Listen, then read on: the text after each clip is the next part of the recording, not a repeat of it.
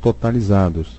Os campos que têm essa característica são marcados com asteriscos que assim o definem. Não basta ter só o asterisco para ser agrupado, você precisa exercer a opção, clicando na caixa de diálogo e ativando esse recurso. Por exemplo, aqui o campo data será totalizado. Se eu clicar aqui nessa caixa de diálogo, o campo data passa a não ser mais um campo do tipo grupo. Clicando novamente, ele volta a ser o campo do tipo grupo. A ordem de aparência dos campos grupos é exatamente a mesma ordem de aparência dos campos selecionados. Por exemplo, eu estou selecionado aqui no campo data. Se eu movê-lo para cima, pronto. Antes do campo mês, observar que essa nova ordem também refletiu nos campos grupos, ou seja, a ordem dos campos selecionados refletirá sempre na ordem dos campos grupos. Grupos totalizadores devem obedecer também uma ordem sequencial. Por exemplo, eu selecionei aqui o campo data. Se eu desabilitar ele como um campo grupado, também irei desabilitar o campo mês. Isso porque existe uma ordem sequencial que precisa ser respeitada em grupamentos de campos totalizadores. Esse botão com duas setas irá mover todos os campos disponíveis para a coluna campos selecionados, o que pode não ser uma boa ideia na impressão do relatório, porque dificilmente irão caber num papel A4, mesmo que ele esteja em paisagem, todos os campos que você pode incluir no relatório. Esse outro botão com as duas setas para o lado oposto irá mover todos os campos selecionados para a coluna campos disponíveis. Vamos fazer algumas alterações. O campo auxiliar, por exemplo, não interessa, porque contas bancárias, que é a seleção desse filtro, não usa auxiliar. Vou movê-lo para campo disponível. Essa conta ela não usa CR, também vou mover o campo CR.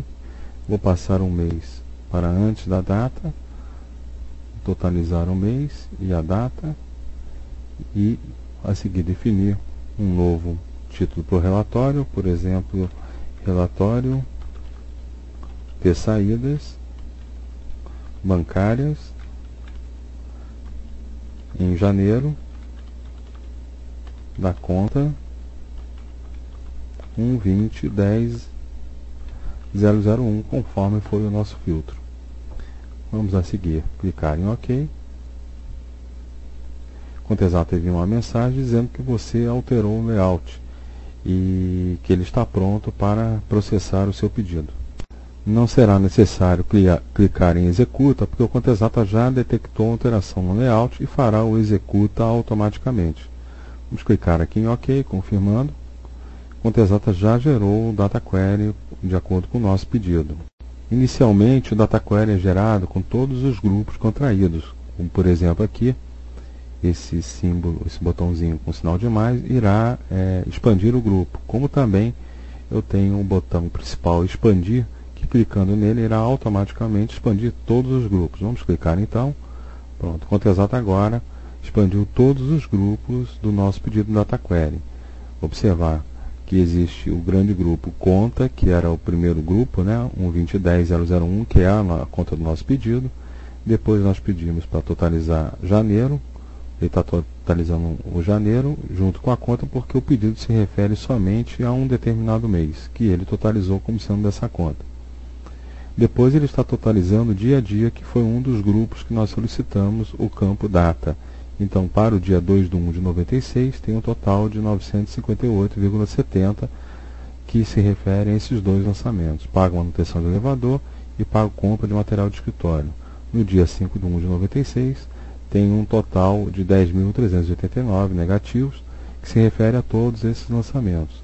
Observar que todos os lançamentos são negativos, porque nós especificamos no filtro que seriam valores menor do que zero, somente para o mês de janeiro e somente para a conta 12010.001. O botão contrair, quando pressionado, vai contrair todos os grupos de uma única vez. Vamos clicar nele para ver a ação. Pronto, todos os grupos foram contraídos. E ele agora tocou para expandir. Clicando nele, eu vou expandir todos os grupos de uma única vez. Você também tem esse botão lateral do lado de cada grupo, que você pode contrair e expandir somente para aquele grupo. Por exemplo, clicando aqui na data 5/1/96, eu contraí somente a data 5/1/96. Clicando mais uma vez, eu expandi a data 5/1/96. Assim como clicando em janeiro, eu vou contrair todos os grupos subordinados a janeiro. Vamos lá clicar. Pronto. Ficou evidenciado agora como você também pode manipular com maior nível de detalhe a contração e expansão de grupos no relatório Data Query. Vamos agora fazer um pequeno exemplo usando o filtro colunar. Vamos clicar em filtro. O Contexto nesse momento mostra o formulário do filtro colunar. Aqui nessa coluna você define os campos, a seguir a coluna do operador e depois a condição. Cada campo pode ter um segundo operador e uma condição adicional.